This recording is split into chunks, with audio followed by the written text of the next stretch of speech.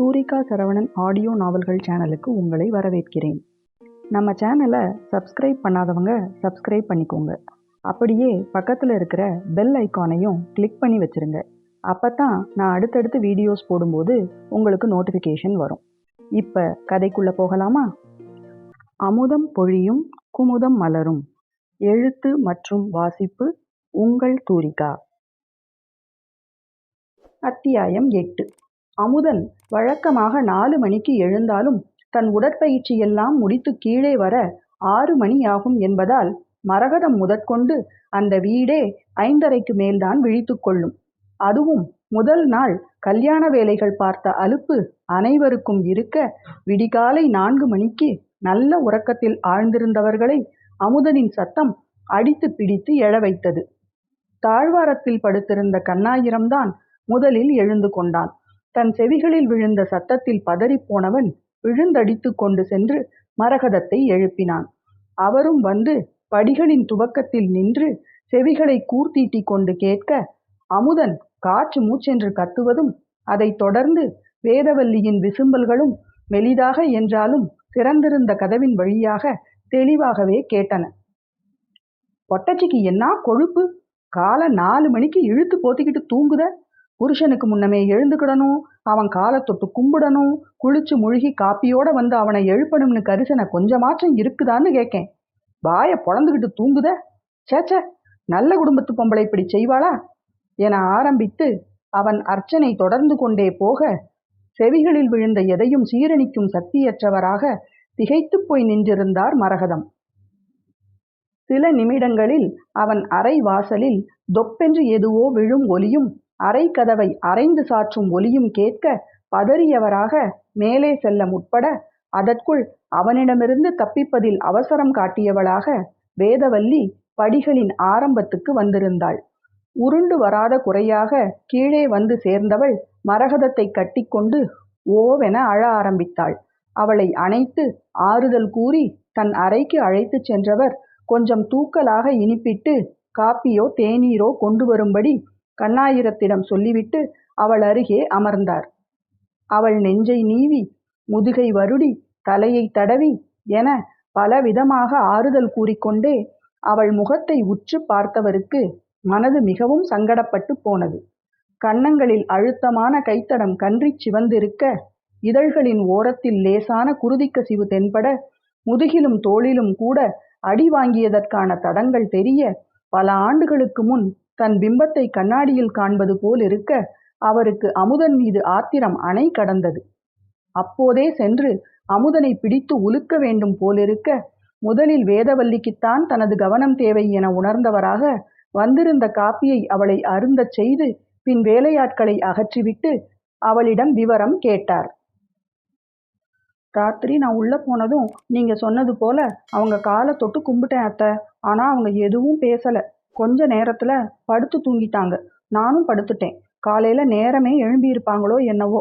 எனக்கு நேற்று கல்யாணத்துல பயங்கர அசதி. நான் எந்திரிக்கல போல. இடுப்புல ஓங்கி மிதிச்சிட்டாங்க.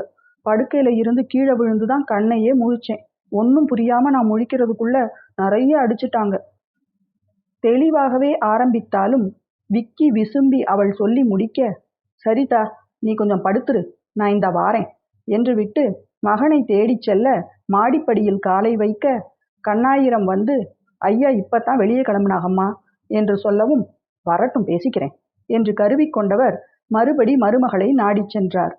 அவள் கண்களை மூடி படுத்திருக்க, அவளை தொல்லை செய்ய விரும்பாமல் மகனின் வரவுக்கு காத்திருக்க, அவனோ மதியமும் வராமல் இரவு 10 மணிக்குத்தான் வந்து சேர்ந்தான். அதற்காகவே காத்திருந்தவர் அவனிடம் பேச போக, உள்ளே நுழையும் போதே அலைபேசியில் ஏதோ பேசிக்கொண்டே மாடி ஏறி சென்று விட்டான். விட்டேனா பார் என்று அவரும் பின்னோடு சென்று பேசி முடித்து சட்டையை கழற்றி கொண்டிருந்தவனிடம், ஐயா மாறா, சொல்லுங்க. அவரை தூர விலக்கி நிறுத்தி பேசுகையில் மட்டுமே மரியாதை கொடுத்து பேசுவான் அமுதன் என்பது தெரிந்திருந்தாலும் இப்போது அதை பொருட்படுத்தாமல் தொடர்ந்து பேசினார். என்னையா இது, அந்த பிள்ளைய போட்டு இந்த அடி அடிச்சிருக்க. அவரை திரும்பி ஒரு பார்வை பார்த்தவன் குரலில் எள்ளலோடு, ஏன் இந்த வீட்டுக்கு அது புதுசா என்ன? வழக்கமானது தானே. நீங்க வாங்காத அடியவா அவ வாங்கிட்டா? முதல்ல அவ எங்க? புருஷன் வந்ததும் காப்பி குடிக்கிறீங்களா, குளிச்சு முழுகுறீங்களா, உங்குறீங்களா, உறங்குவியலான்னு கேட்டு துண்டை எடுத்து கொடுத்து சாப்பாடு எடுத்து வச்சுன்னு செய்யாம ஓய்வெடுக்கிறாங்களோ மகாராணி? உங்களை யாரு சிரமப்பட்டு மேலே ஏறி வர சொன்னது? போங்க, போய் அவளை வர சொல்லுங்க. அவன் பேசிக் கொண்டிருக்கையிலேயே வேலையாட்கள் அவன் வருகையை வேதவல்லிக்குச் சொல்லியிருக்க, மேலே ஏறி வந்தவள் மிரண்ட மானாக மருட்சி கொண்ட பார்வையுடன் மரகதத்தின் பின் மறைந்து நின்றாள். அவளை கண்டவன், வாடியம்மா ராசாத்தி, வெத்தலை பாக்கு வச்சு அழைக்கணுமோ உன்ன? காலையில வெளியே போனவனை இன்னும் காணமே, என்னாச்சு ஏதாச்சுன்னு பதற வேணாம்? வாசல்லையாவது வந்து நிக்க வேணாம்? ரூமுக்குள்ள படுத்து உறங்கிட்டு நான் வந்து 1/2 மணி சென்று வார. நீதான் உத்தம பத்தினி ரத்தனம். கண்ணகி சிலைக்கு பக்கத்துல உனக்கும் செலை வச்சுப்படலாமா? மரகதம் வாயடைத்து போய் நின்றிருந்தார். முத்தீஸ்வரர் பேசும் அதே வார்த்தைகள். சொன்னது சொல்லும் கிளிப்பிள்ளையாய் என்றோ கேட்டதை இன்று அப்படியே ஒப்பிப்பவனைக் கண்டவர் செயல் மறந்து நின்றார். சிறு வயதாக இருந்தால் கம்பை எடுத்து வெளுக்கலாம். தோளுக்கு மேல் வளர்ந்தவனை என்ன செய்வது? திகைத்து நின்றிருந்தவர் பின் கொஞ்சம் சுதாரித்து, ஐயா மாறா, இதெல்லாம் நல்லா இல்ல. இந்த வீட்டுக்கு ஒரு முத்தீஸ்வரம் போதும். நீயும் அப்பனுக்கு தப்பாத பிள்ளையாகாத ராசா. விதை ஒண்ணு போட்டா சொர ஒண்ணா முளைக்கும் என்றவன் குரலை இன்னும் கடுமையாக்கி, இப்ப நீங்க எதுக்கு அவளை காபந்து பண்ணிக்கிட்டு இருக்கீங்க? என் பொண்டாட்டி தானே அவ. அவளை நான் அடிப்பேன், மிதிப்பேன், என்ன வேணா பண்ணுவேன். நீங்க போய் உங்க சோழிய பாருங்க. இங்கன வந்து பஞ்சாயத்து பண்ற வேலையெல்லாம் வேண்டாம். கேலியாக அவருடன் சரிக்கு சரி வாயாடுபவன் ஒரு நாளும் அவரை வசைபாடியதில்லை. இன்றோ அன்னை என்ற மரியாதை கூட இல்லாமல் வேலையப்பாரு என்றல்லவா சொல்லிவிட்டான் என அவருக்கு மனது இடிந்தே போனது. இதற்கு மேல் அவனிடம் பேசி என்ன பயன் என யோசித்தவருக்கு மருமகளை விட்டுவிட்டு கீழே போகவும் மனதில்லை. இன்னைக்கு ஒரு நாள் கீழே என் கூட தங்கி கிடட்டுமே, அவளுக்கு மேலுக்கு சுகமில்லை. ஆஹா, தாராளமா கூட்டிட்டு போய் கீழேயே வச்சுக்கிடுங்க. இப்ப அவ கீழே போனா இனி ஒரு தரம் மாடி ஏறி வரப்படாது. சம்மதம்னா கூட்டிட்டு போய்க்கிடுங்க. மகனின் மனிதாபிமானமற்ற பேச்சில் மரகதம் செய்வதறியாது மருமகளை பார்க்க கண்களில் மிரட்சி தெரிந்தாலும் சமாளித்து கொண்டு, நீங்க போங்கத்த, நான் பார்த்துக்கிறேன் என்றாள். தயங்கி தயங்கி அவர் கீழே வந்து சிறிது நேரத்திலேயே அமுதனின் ஆங்காரச் சத்தமும் வேதவல்லியின் விசும்பல்களும் கேட்க ஆரம்பிக்க, கூடத்தில் இருந்த தூணில் தலை சாய்த்து அமர்ந்தவர் கண்களில் கண்ணீர் நிற்கவே இல்லை. மறு வீட்டுக்கென அழைக்க வந்த பெண் வீட்டாரையும் மரியாதை இல்லாமல் பேசி அனுப்பிவிட்டான் அமுதன். அவர்களும் பெண் வீட்டுக்காரர்களின் இயலாமையோடு ஊரின் பெருந்தனக்காரனாகிய அவனை எதிர்த்து பேச முடியாமல் கையை பிசைந்து கொண்டு சென்றுவிட, இன்னொரு மரகதம் அந்த வீட்டில் உருவாகியது தவிர்க்க முடியாததாகி இருந்தது. யார் விட்ட சாபமோ, என்ன பிழையோ என நினைத்தவர் குலதெய்வ கோயிலுக்கு சென்று வர திட்டமிட முடியவே முடியாதென மறுத்துவிட்டான் அமுதன். இப்படியே ஒரு வாரம் சென்றிருக்க, அன்று காலை மேலே அமுதனின் அறையிலிருந்து பொருட்கள் உடைபடும் சத்தமும் கண்ணாடி நொறுங்கும் சத்தமும் கேட்க விழுந்தடித்து கொண்டு மாடிக்கு ஓடினார் மரகதம். அங்கே ருத்ரமூர்த்தியாக நின்றிருந்தான் அமுதன். மாறா, என்னாச்சுது? ஏன் இப்படி எல்லாத்தையும் போட்டு உடைக்கிற? அவன் பதில் பேசாதிருக்க, காலை முதல் மருமகளை பார்க்கவில்லை ஆதலால், வேதா எங்க போனா? கீழையும் காணமே, அவளை ஏதாவது பண்ணிட்டியா என்று அலற, நெருப்பு துண்டமென ஜொலித்து சிவந்த விழிகளால் வெறித்து கொண்டிருந்த அமுதனிடம் பதிலே இல்லை. மரகதத்துக்கு பயம் பிடித்து கொண்டது. அவன் பனியனை பிடித்து இழுத்து, டேய் நாசமா போறவனே, சொல்லுடா, என் மருமகளை என்ன செஞ்ச? கொன்னே புட்டியா அந்த பிள்ளைய என உலுக்கு உலுக்கென உலுக்கி அவன் பனியன் கிழிந்து தொங்கவும் அங்கேயே அமர்ந்து தலையில் அடித்து கொண்டு ஒப்பாரி வைக்கலானார். கீழே கூடத்தில் அத்தனை வேலையாட்களும் கூடி நின்று மாடியில் நடப்பதை கேட்டுக்கொண்டிருக்க, ஒரு முடிவுக்கு வந்தவராக எழுந்தவர் முந்தானையை இழுத்து இடுப்பில் செருகி கொண்டு வெளியே வந்து கீழே இருந்த கூட்டத்தில் கண்ணாயிரத்தை பார்த்து, லே கண்ணாயிரம், போலீஸுக்கு போன போடலே, இந்த படுவாவி பைய என் மருமவளை என்னமோ செஞ்சுட்டான். என் மாமனாருக்காக பார்த்து புருஷனை போலீஸ்ல பிடிச்சு கொடுக்காம இருந்தேன். ஆனா இவனை விட போறது இல்ல. போன போடு, இல்ல நேர்ல ஓடி போய் கூட்டியா. பெற்ற தாய் சொல்வதை கேட்டு மகனுக்கு எதிராக போலீஸை கூப்பிடுவதா என முடிவெடுக்க முடியாமல் மலங்க மலங்க கண்ணாயிரம் விழிக்க, லேய் என்ன முடிக்க, உனக்கு போன் போட தெரியாதா, இல்ல போன் எப்படி இருக்கும்னே தெரியாதா என அவர் கத்திக் கொண்டிருக்க, அனைவரின் பார்வையும் மரகதத்தை தாண்டி பின்னால் போக அவரும் என்னவென பார்க்க அங்கே அமுதன் நின்றிருந்தான். கண்களில் சிவப்பும் அத்துடன் எதையோ பறிகொடுத்த துக்கமுமாக நின்றிருந்தவன் அன்னையை பார்த்து, உன் மருமவள நான் ஒன்னும் செஞ்சுவிடல, அவதான் கடிதாசி எழுதி வச்சுட்டு ஓடி போயிட்டா எனவும் அந்த வீட்டில் குண்டூசி விழுந்தால் கூட கேட்கும் அமைதி. இப்போது ஆவேசம் கொண்டவராக மரகதம், என்னல சொல்லுத, கோட்டி பைய கணக்கா உளராதல, நல்ல புள்ள மேல அபாண்டமா பழிய போட்டியானா உன் நாக்கு வந்து பொசுங்கி போகும். இந்தா வேணா நீயே பார்த்துக்கிடு, அவ எழுதி வச்சுட்டு போன கடிதாசி என அந்த கடிதத்தை மரகதத்தின் முன் விசிறி அடித்தவன் அறைக்குள் புகுந்து கொண்டான். தளர்ந்த தோள்களும் நிதானமற்ற நடையுமாகச் சென்றவனை பார்த்து வாய்மொழி மறந்தவராக குனிந்து அவன் வீசிச் சென்ற காகிதத்தை எடுத்து படிக்க ஆரம்பித்தார். அமுதன் அவர்களுக்கு, உங்களை மாமா என்றோ கணவன் என்றோ அழைக்கக்கூட எனக்கு பிடிக்கவில்லை. அந்த அளவுக்கு நீங்கள் என் உடலையும் மனத்தையும் வருத்தி விட்டீர்கள். போதும் இந்த நரகம். அத்தை அந்த கால பெண். அடித்தாலும் பிடித்தாலும் கணவனின் காலடியில் கிடந்தார்கள். எனக்கு அப்படி வாழ வேண்டிய அவசியம் இல்லை. அப்படி வாழும் எண்ணமும் இல்லை. நான் போகிறேன். இனியொரு பெண்ணை கல்யாணம் என்ற பெயரில் கைப்பிடித்து கொடுமைப்படுத்தாதீர்கள். வேதவல்லி. விஷயம் தெரிந்து வேதவல்லியின் உறவினர்கள் வந்து பேசி அது அமுதனுடன் கைகலப்பில் முடிந்து கடைசியில் போலீசில் புகார் கொடுத்தால் அவர்கள் குடும்பமானமும் சேர்ந்து போகும் என்று சொல்லிவிட்டு காரி உமிழ்ந்து விட்டு போனார்கள். அதன்பின் ஊருக்குள் என்னென்னவோ வதந்திகள் பரவலாயின. விடிகாலை நேரத்தில் வேதவல்லி யாரோ ஒரு இளம் வாலிபனுடன் பேருந்தில் ஏறியதை பார்த்ததாக சிலர், அவர்களுக்குள் முன்பே தொடர்பு இருந்ததாக சிலர், அதை அமுதன் கண்டித்ததால் தான் பிரச்சனையே என்று சிலர், வேதவல்லி இப்போது உயிருடனே இல்லை, அவளை அமுதன் அடித்து கொன்று புதைத்து விட்டான் என்று சிலர், இப்படி கண் காது மூக்கு வைத்து பல விஷயங்கள் ஊருக்குள் பேசப்பட்டன.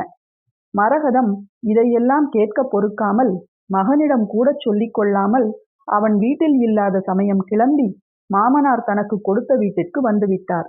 கூப்பிட வந்த அமுதனையும் வாய்க்கு வந்தபடி திட்டி அனுப்பிவிட்டார். நாட்கள் வாரங்களாகி மாதங்களாகியது.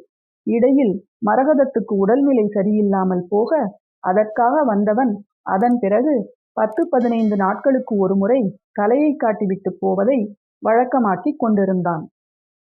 நடந்த நிகழ்வுகளை கோர்வையாய் சொல்லி முடித்த மரகதம், அவன் அப்பாரு யார் மேலேயோ ஆசைப்பட்டு அது நிறைவேறாம போனனால அந்த ஆத்திரத்தையெல்லாம் என் மேல காட்டுனாரு. அதனாலேயே அவனுக்கு வயசு பருவம் வந்ததும் யாரையும் காதலிச்சு அதுல ஏதும் பிரச்சனை வந்துட்டுன்னான்னு பயந்து ஒரு கண்ணாலத்தை கட்டி வச்சா கட்டிக்கிட்டவளை காதலிப்பான்னு கணக்கு போட்டேன்.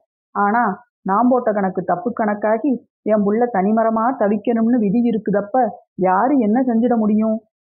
அவர் கடைசியில் பேசியது கூட பெரிதாக காதுகளில் விழாதவாறு கல்லாய் சமைந்து போயிருந்தாள் குமுதா. அமுதன் சொன்னபோது கூட ஏதோ மிகைப்படுத்தி சொல்லுகிறான் என்றே எண்ணியிருந்தவளுக்கு அதில் மிகைப்படுத்தல் ஏதுமில்லை என்பதும் உள்ளதை உள்ளபடித்தான் சொல்லியிருக்கிறான் என்பதும் தெற்றென புரிய அமுதன் மீது அவள் வைத்திருந்த விருப்பம் மொத்தமும் வெறுப்பாக மாறியது. அவன் தயவில் தான் இருக்கிறோமே என்ற எண்ணத்தில் சட்டென உடலே கூசிப்போனது அவளுக்கு. ஆனால் யோசித்து பார்த்தவளுக்கு மரகதத்தின் வார்த்தைகளில் இருந்து அவருக்கென தனி தொழிலும் உழைப்பும் வருமானமும் இருப்பது நினைவு வர, நல்ல வேளை தனது செலவுகளை அவன் நேரடியாக செய்யவில்லை என்பது ஒருவித நிம்மதியை கொடுத்தது. இனி அவனை கண்ணால் பார்க்கக்கூட கூடாது என மனதுள் முடிவு கட்டி கொண்டவள் கட்டிய பெண்டாட்டியை மட்டுமல்லாது பெற்ற தாயையும் என்ன மாதிரி வருத்தியிருக்கிறான், இவனெல்லாம் மனிதனா, இதில் மற்ற நியாயம் மட்டும் பேசத் தெரிகிறது என மனதுள் அவனை கடிந்து கொண்டு, சரியத்த நான் படிக்க போறேன் என்று சென்று விட்டாள்.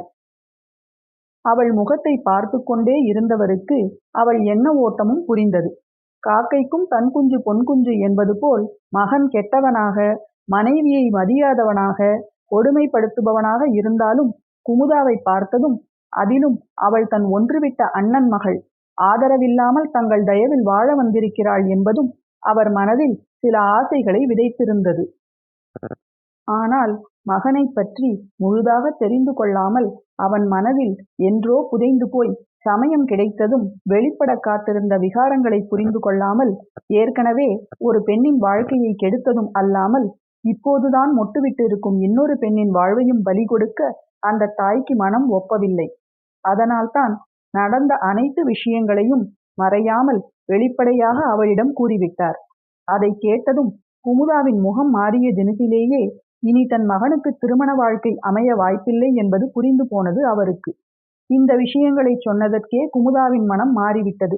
இதில் இன்னொரு விஷயத்தையும் சொன்னால், வேண்டாம், அதை தேவை ஏற்பட்டால் சொல்லிக் கொள்ளலாம், இப்போதைக்கு வேண்டாம் என முடிவு செய்து கொண்டவர் தானும் எழுந்து இரவுக்கான உணவு வேலையை பார்க்கச் சென்றார். அத்தியாயம் 8 நிறைவடைந்தது. அமுதனோட ஃப்ளாஷ்பேக் முழுசா கேட்டிருப்பீங்க. மரகதம் அம்மா அமுதனை பற்றிய எல்லா விவரங்களையும் குமுதா கிட்ட சொல்லிட்டாங்க. ஆனா அமுதன் இதையெல்லாம் செய்திருப்பானா? உண்மையில நடந்தது என்ன? அமுதன் நல்லவனா கெட்டவனா? இதையெல்லாம் தெரிஞ்சுக்க இனி வர்ற அத்தியாயங்களை பார்ப்போம். வீடியோ உங்களுக்கு பிடிச்சிருந்தா லைக் பண்ணுங்க, உங்க ஃப்ரெண்ட்ஸ் அண்ட் ஃபேமிலிக்கு ஷேர் பண்ணுங்க, உங்க கருத்துக்களை கமெண்ட் பண்ணுங்க. மறக்காம நம்ம சேனலை சப்ஸ்கிரைப் பண்ணுங்க. சீக்கிரமே அடுத்த வீடியோவோட உங்களை சந்திக்கிறேன். நன்றி.